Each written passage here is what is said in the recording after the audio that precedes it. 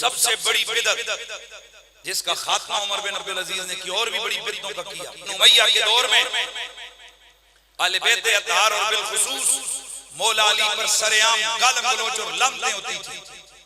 سرکاری آرڈر کے مطابق 66,000 ریاست کے ممبر تھے، ہر ممبر کے خطیب کو یہ واجب قرار دیا گیا تھا کہ وہ جمعے کا خطبہ دیتے ہوئے باقی تقریر کرے اور آخر میں علی پر لعنت کرے، علی پر سب کو شتم کرے۔ حضرت عمر بن عبدالعزیز کا دور آیا، آپ کے سامنے لوگوں نے جب مولا علی پہ سب کو شتم کیا، آپ نے ان کو سمجھایا۔ اب ذرا سنیے گا عمر بن عبدالعزیز نے اس بدعت کا خاتمہ کیسے کیا۔ ایک دن عمر بن عبدالعزیز نے مروانیوں کے یعنی بنو امیہ کے بڑے بڑے لوگوں کو اور بڑے بڑے گورنروں کو پورے ریاست سے بلایا اور بلا کر ان کی بڑی دعوت کی۔ دعوت کے آخر میں علاقے کے ایک مشہور چوڑے کا نام لے کر آپ نے فرمایا میں آپ کے ساتھ ایک ذاتی مسئلہ بھی ڈسکس کرنے لگا ہوں، اور وہ مسئلہ یہ ہے کہ میری بیٹی ہے، جوان ہو چکی ہے، بالغ ہو چکی ہے، میں اس کا رشتہ فلاں چوڑے کو دیتا ہوں، چوڑے کو میں اس کا رشتہ دیتا ہوں۔ جناب حضرت سیدنا عمر بن عبدالعزیز نے جیسے یہ اعلان کیا، جتنے بھی بنو امیہ کے لوگ اور وہاں بیٹھے ہوئے کرندے تھے وہ سارے کے سارے غصے سے کھڑے ہو گئے۔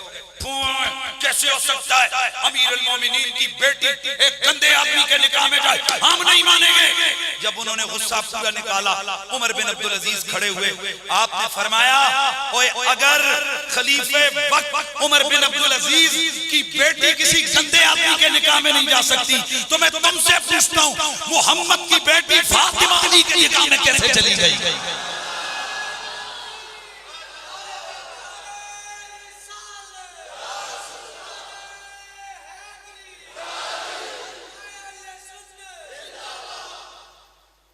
چنانچہ لوگوں کو سمجھ آ گئی کہ علی کون ہے۔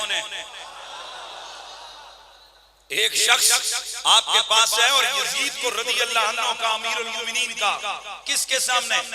عمر بن عبدالعزیز کے سامنے۔ وہ سمجھا یہ بھی باقی بنو امیہ کے سرداروں کی طرح، جیسے ہی اس نے کہا یزید امیر المومنین رضی اللہ عنہ، آپ نے فرمایا پکڑو اسے، لگاؤ 100 گھوڑا، لگاؤ اس کو 100 گھوڑا۔ چنانچہ 100 گھوڑے اس یزیدی کو مارے گئے۔ تو سب سے بڑا کارنامہ جو عمر بن عبدالعزیز کا، انہوں نے ممبروں پہ جو جاری کبھی رسم تھی مولا علی پہ گالیاں دینے کی، پچھلے پورے زمانے سے جاری تھی، اور یہاں کئی آج کل کے اپنے آپ کو جناب وہ مسکین قسم کے جو خطباء علماء جن کے پاس علم میں سمجھتا ہوں پتہ نہیں اردو کی رسالیاں پڑھ پڑھ کر جن کا کل علم ہے، چاہے وہ رسالی جس نے لکھ دی کسی خارجی کی آ گئی، ناسبی کی آ گئی، اسی کو اپنے لیے وہ سمجھتے ہیں ہمارا سرمایہ، وہ انکار کرتے ہیں جی مولا علی پر تو سب و شتم ہوا ہی نہیں۔ یہ رافضیوں اور شیعوں نے روایتیں کڑھی ہیں، میں صرف ان کے لیے اطلاع نشر کر رہا ہوں۔ مروان کے دور میں بھی اور بعد کے اندر تو اتنا طوفان بدتمیزی بپا ہوا کہ واجب قرار دیا گیا تھا ہر آدمی پہ کہ وہ مولا علی پہ لعنت بھیجے۔ سارے کو استغفر اللہ، پھر سارے بولو استغفر اللہ، پھر سارے بولو استغفر اللہ۔ اور یہاں ایک لفظ بول کر نہیں جناب یہ تو تاریخی روایتیں ان پر اعتماد نہیں، حضرت تاریخ نہیں ہے، حدیث میں موجود ہے، حدیث کی کتابوں میں ہے۔ مسند امام احمد بن حنبل حدیث نمبر 17113، فضائل الصحابہ حدیث نمبر 978، طبرانی کبیر مجموع الزوائد حدیث نمبر 14973، یہ حدیث پاک موجود ہے۔ ابو عمار شداد بیان کرتے ہیں کہ ایک دفعہ واصلہ بن اسقا کی خدمت میں حاضر ہوا، یہ صحابی رسول ہے، فرماتے ہیں وہاں کچھ لوگ آئے تو فشتموا فشتمتو معه، انہوں نے مولا علی کو گالیاں دینی شروع کی۔ تو یہ ابو عمار شداد کہتے ہیں میں بھی وہاں کھڑا ہوا اور میں نے بھی ان کے ساتھ مولا علی پہ سب و شتم کیا۔ جب وہ چلے گئے تو بعد میں مجھ سے واصلہ بن اسقا نے فرمایا کہ یہ تو نے کیوں علی پہ لعن طعن کی ہے؟ کہتے ہیں میں نے کہا انہوں نے کیا میں نے بھی کر دیا۔ انہوں نے فرمایا میں تجھے ایک ایسی بات نہ بتاؤں جو حضور کی میں نے خود ادا دیکھی ہے؟ کہا بتائیں نا۔ فرمایا ایک دن میں علی کے گھر میں گیا، میں نے پوچھا علی کدھر ہے؟ فاطمہ زہرا کی طرف سے جواب آیا علی کو اللہ کے رسول نے بلایا ہے۔ تھوڑی دیر گزری میں ادھر ہی کھڑا رہا، اتنے میں علی حسین اللہ کے نبی کی معیت میں آتے نظر آئے۔ پھر میں نے دیکھا اللہ کے رسول نے فاطمہ زہرا کو بلایا، حسنین کریمین کو اپنی رانوں پہ بٹھایا، علی اور فاطمہ کو سامنے بٹھایا، اور پھر آپ نے پڑھا انما یرید اللہ لیذھب عنکم الرجس اہل البیت ویطہرکم تطہیرا۔ یہ قرآن کی آیت پڑھ کے بتایا یہ میری اہل بیت ہے جن کے لیے اللہ نے قرآن کی آیت تطہیر نازل فرمائی ہے۔ میرے نبی نے فرمایا تھا من سب علی فقط سبنی، جس نے علی کو گالی دی اس نے مجھے گالی دی۔ اس میں کوئی شک نہیں ہے حضرات، مولا علی پہ اتنا سب و شتم ہوا، اتنی لعنتیں ہوئی کہ وہاں میں ایک راوی ہے، تہذیب التہذیب میں اس کا نام موجود ہے، منشن کیے گئے، وہ راوی کے حالات میں لکھے کہ وہ ہر دن جمعے کی نماز سے پہلے مولا علی پہ 4000 بار لعنت بھیجتا تھا۔ بنو امیہ کی مسجدوں کے مؤذن اذانوں سے پہلے میں اور آپ درود پڑھتے ہیں، وہ اونچی اونچی آواز سے کہتے تھے معاذ اللہ، اے اللہ علی پہ لعنت کر، اے اللہ علی پہ لعنت کر، اے اللہ علی پہ لعنت کر، لعنت اللہ علیکم دشمنان اہل بیت۔ یہ ان کا نعرہ تھا۔ صحابہ کرام تنگ آ گئے تھے، حتیٰ کہ مروان بن الحکم جب مدینے کا گورنر بن کے آیا، حضرت معاویہ نے اس کو گورنر بنا کے بھیجا، یہ منبر رسول پہ بیٹھا اور سب سے پہلے اس نے جو لفظ خطبے میں بولے معاذ اللہ ان میں یہ تھا یا اللہ علی حسن اور حسین پہ لعنت بھیج۔ سارے کو استغفر اللہ، نقل کفر نہ باشد۔ حضرت ام المومنین سیدہ ام سلمہ نے جب یہ سنا تو تڑپ گئی، آپ نے فرمایا ظالموں، علی اور حسن اور حسین تو وہ ہیں جنہیں مصطفیٰ نے اپنی جانیں قرار دیا، تم ان پہ لعنتیں بھیجتے ہو۔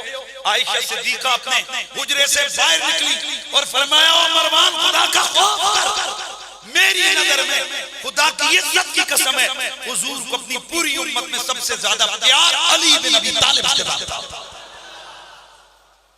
تو ایسی اصلی پہ لعنت بھیجتا ہے۔ چنانچہ لوگ ظاہر صحابہ تھے، ان کو پتا تھا یہ پلید خطبے کے اندر مولا علی پہ لعنت بھیجتا ہے، وہ خطبے میں لیٹ آتے، اس نے خطبہ لمبا کرنا شروع کیا، وہ اور لیٹ ہوتے، حضرت عدی بن حجر اور دیگر لوگوں نے ان کو ایک دن اس کو پتھر مارے کہ تو علی پہ لعنتیں بھیجتا ہے، بے غیرت آدمی۔ پھر حضرت عدی بن حجر اور ان کے ساتھیوں کو شہید کیا اسی وجہ سے کہ تم علی پہ لعنت کیوں نہیں بھیجتے ہو۔ حضرت سال فرماتے ہیں کہ جب گورنر آیا بن کر یہ مروان، اور یہ بھی روایت صحیح ہے، اس کی سند صحیح ہے، تو ان کو بلایا گیا اور انہیں کہا گیا کہ علیک ان تسب علی ابن ابی طالب، کھڑے ہو جاؤ اور علی پہ لعنت کرو، ان کو گالی دو۔ انہوں نے فرمایا اللہ اکبر، میں اس علی پہ لعنت اور گالی دوں جس علی کی شان میں قرآن آیا ہے، جس علی کی شان میں نبی کی حدیثیں ہیں، میں اس کو گالیاں دوں؟ لعنتیوں مجھے کیا کہتے ہو تم؟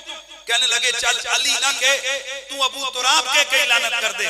آپ نے فرمایا ابو تراب تو علی کی کنیت ہے اور سب سے پیارا نام علی کو اپنا، جب انہیں کوئی کہتا ابو تراب تو وہ خوش ہوتے اور فرماتے یہ نام حضور نے میرا لیا تھا۔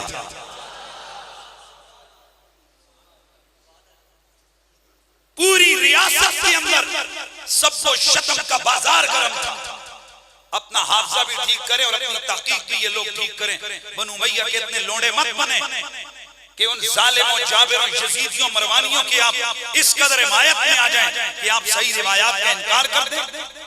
حضرت سعد بن ابی وقاص جیسی ہستی کو کھڑا کر کے کہا گیا تجھے کیا مسئلہ ہے، تو علی پہ لعنت کیوں نہیں کرتا، علی پہ گالی کیوں نہیں دیتا؟ آپ نے فرمایا میں علی پہ اس لیے لعنت نہیں کرتا کہ حضور نے فرمایا تھا من کنت مولا فعلی مولا۔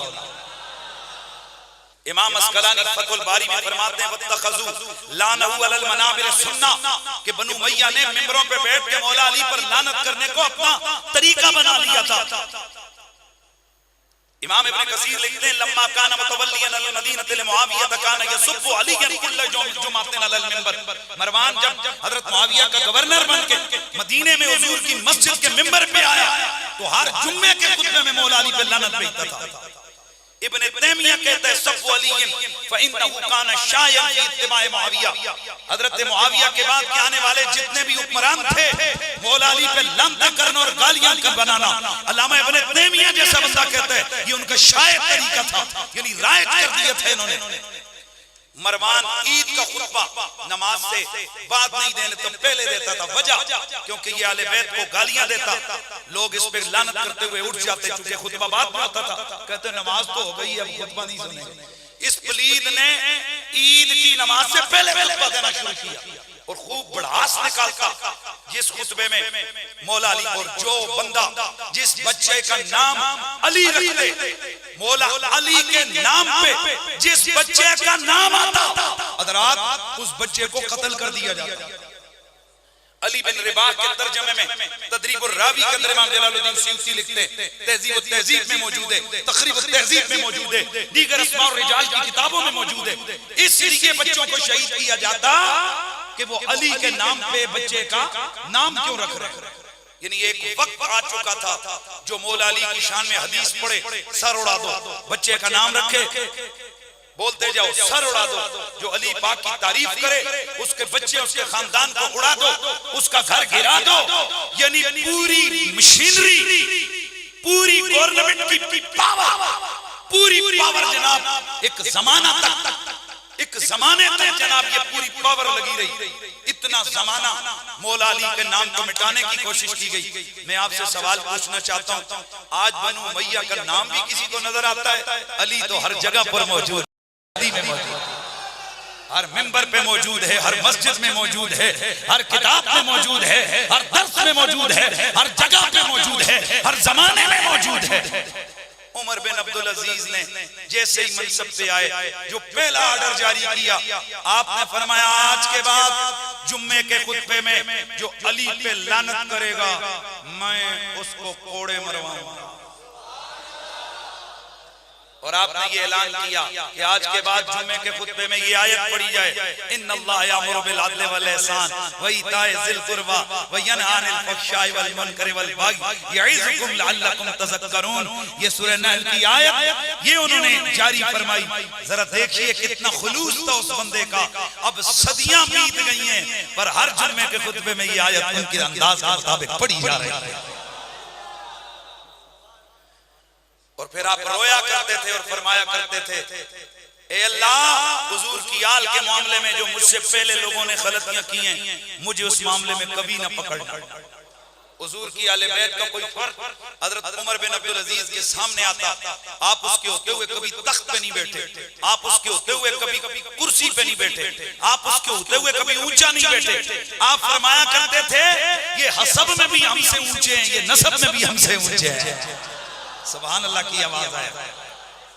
اور میں آپ کے سامنے عرض کرنا چاہتا ہوں جو لوگ آل بیت کے ناموں کی عزت کریں، ان کی عظمتوں کا دفاع کریں نا، پھر 100 سال گزرنے کے بعد آمنہ مسجد کے ممبر پہ بھی ان کو سلام کیا جا رہا ہے، کئی 100 سال گزرنے کے بعد 1400 سال کے بعد بھی ان کے قصیدے پڑھے جا رہے ہیں۔ دنیا اس عمر بن عبدالعزیز کو کیا کہتی ہے؟ مجدد اعظم، مجدد کہتی ہے۔ ان کے اور تجدیدی کارنامے، انہوں نے شراب پہ پابندی لگائی، اور اسی طرح انہوں نے شراب کے علاوہ جو اور بہت ساری بیماریاں، خرابیاں، خباثتیں جو شروع ہو چکی تھی انہوں نے ان کا بھی کلا کما فرمایا۔ 9 مسلموں سے جزیے کو ختم کر دیا، حدیث کی تدوین کروائی، اور اتنا کام کیا دین کا، شریعت کا، اور پھر پوری دنیا کے اندر انہوں نے کافر حکمرانوں کی طرف خط لکھا، وفد بھیجے، وہ جا کر اسلام کی دعوت دیتے رہے، اور ایک اندازے کے مطابق کئی لاکھ لوگ حضرت عمر بن عبدالعزیز کی سعی سے اسلام میں داخل ہوئے۔ اس لیے یہ تذکرہ مجددین میں پہلے مجدد کا ذکر کیا، پھر انشاءاللہ کبھی مجھے وقت ملا تو میں دیگر مجددین کے آلات کو بھی ڈیپلی آپ کے سامنے ڈسکس کروں گا۔ اللہ تعالیٰ میرا اور آپ کا یہاں آنا بیٹھنا سننا سنانا قبول